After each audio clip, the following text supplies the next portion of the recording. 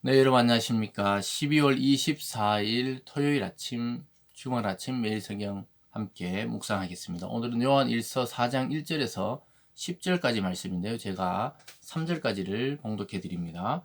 사랑하는 자들아 영을 다 믿지 말고 오직 영들이 하나님께 속하였나 분별하라. 많은 거짓 선지자가 세상에 나왔음이라. 이로써 너희가 하나님의 영을 알지니 곧 예수 그리스도께서 육체로 오신 것을 시인하는 영마다 하나님께 속한 것이요 예수를 시인하지 아니하는 영마다 하나님께 속한 것이 아니니 이것이 곧 적 그리스도의 영이니라. 오리라 한 말을 너희가 들었거니와 벌써 세상에 있느니라. 아멘. 한 절 더 읽겠습니다.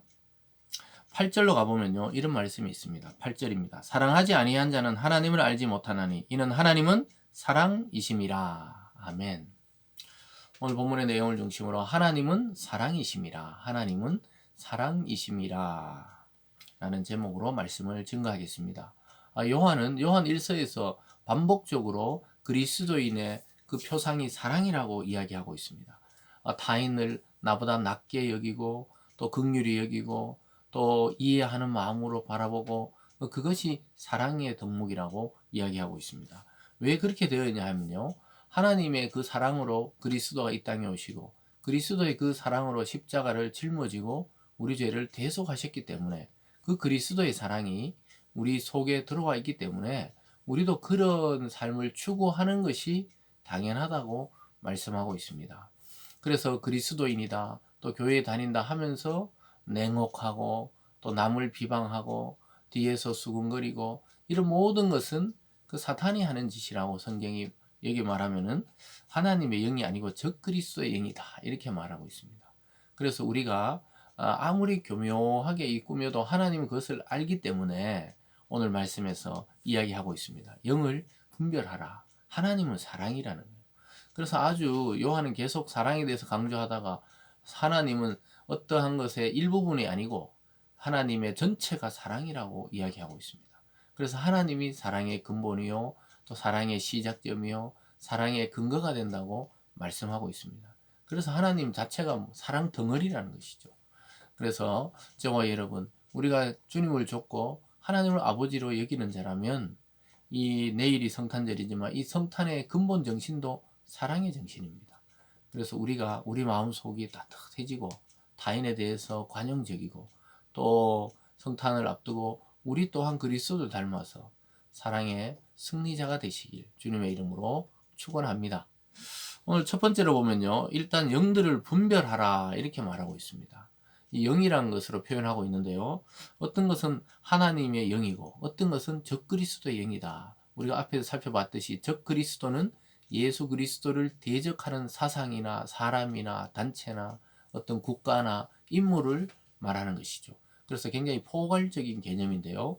그리스도의 복음을 방해하는 모든 세력을 적그리스도다. 이렇게 이야기할 수도 있고 요한이 살아가던 당시에는 로마 황제가 적 그리스도 역할을 했죠. 왜냐하면 예수 믿는 자를 핍박하고 죽이고 또 박해했기 때문에 그러한 역할을 한 것이고 또 내부적으로는 이단의 교리들, 잘못된 그리스도의 이 사상을 전파하는 자들을 적그리스도다. 그 교묘히 교리를 변개해서 자기를 높이는 것이죠.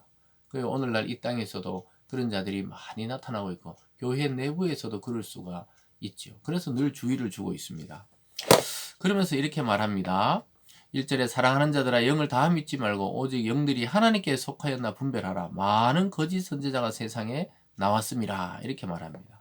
그래서 많은 거짓 선지자들이 그 시대에도 이 거짓 선지자라고 이야기하면서 자기들이 선지자라고 이야기하면서 그리스도도 믿고 율법도 행해야 된다. 아니면 그리스도만이 구원자가 아니고 하나님은 한 분이시지만 여러 가지 방향을 통해 하나님께 나갈 수 있다. 이렇게 가르치는 교묘하게 섞어서 가르치는 자들이 거짓 선지자들이 그러니까 선지자가 아니라는 것이죠. 그래서 그것에 대해서 하면서 이 하나님께 속한 자인지 아닌지를 분별해야 되는 것이죠.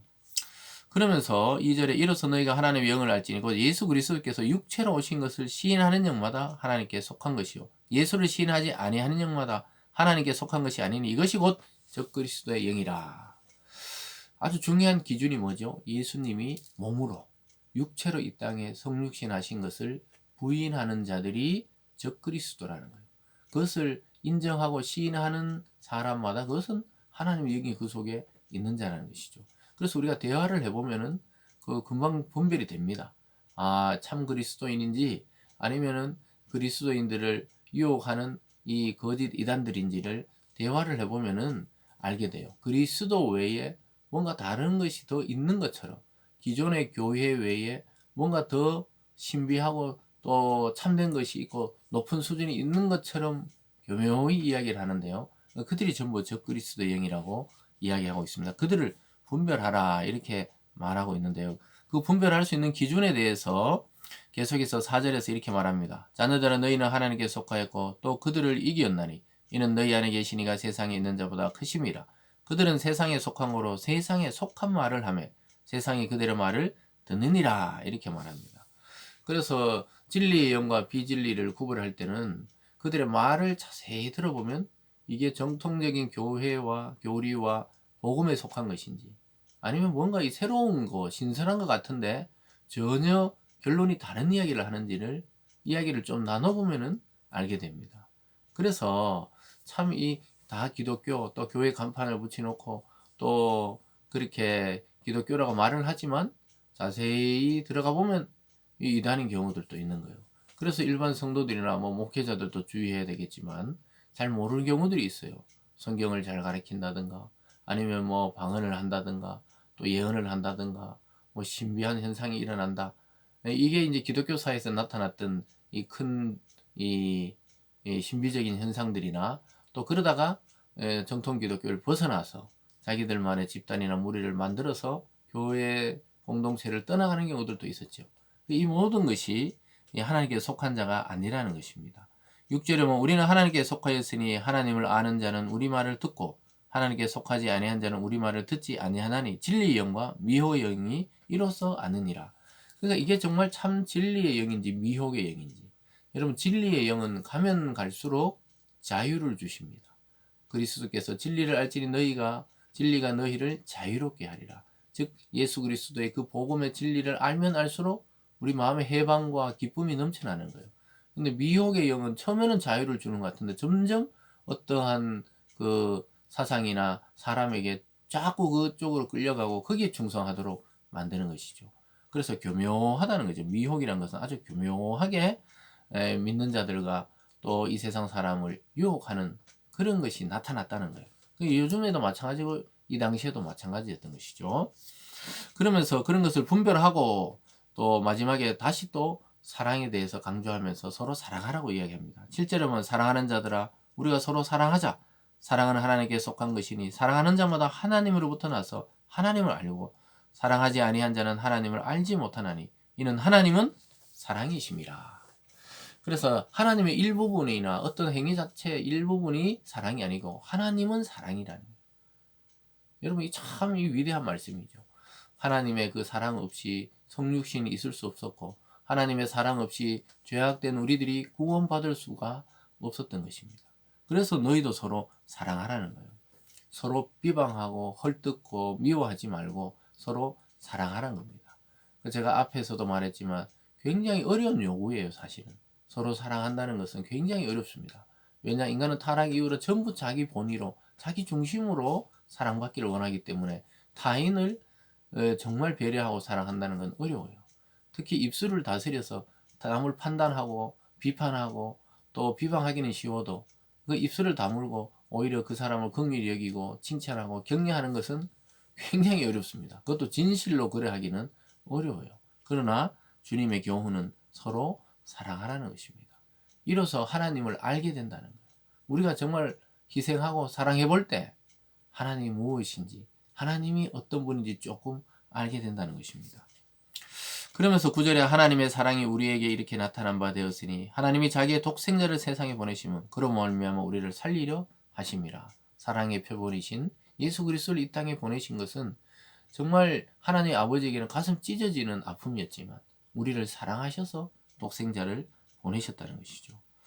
10절에 보면 사랑은 여기 있으니 우리가 하나님을 사랑한 것이 아니요 하나님은 우리를 사랑하사 우리 죄를 속하기 위하여 화목제물로 그 아들을 보냈다. 그 사랑은 여기 있다는 거예요. 하나님이 자기 아들을 죽여 우리를 살리고 화목하게 하시는 화목제사로 그를 드렸다는 것입니다. 이게 진정한 기독교가 말하는 사랑의 의미이죠. 여러분, 성탄을 앞두고 하나님 우리를 얼마나 사랑하셨으면 자기 독생자를 보내셔서 저와 여러분을 구원하시려고 했는지를 깨닫는 오늘이 되기를 바랍니다. 그리고 우리가 마음을 넓혀 내 가족과 내 교회 공동체와 내가 만나는 사람들을 사랑의 시선, 또 사랑의 마음으로 바라볼 수 있는 오늘 성탄의 이브가 되시길 주님의 이름으로 축복합니다. 기도하겠습니다. 사랑의 하나님 아버지, 감사드립니다. 하나님, 요한은 하나님 자체가 사랑의 덩어리요, 그분의 증거가 예수 그리스도가 이야기하고 있습니다. 하나님, 주님 오심을 기뻐하는 오늘 우리가 깊이 이 말씀을 묵상하고, 우리가 그동안 미워했고 또 비방했고 또 남을 헐뜯었던 일들이 있다면 하나님, 모든 것이 눈독들이 사라지고 하나님의 사랑이 우리에게 충만한 날 되게 하여 주시옵소서. 감사드리며 예수님 이름으로 기도드리옵나이다. 아멘.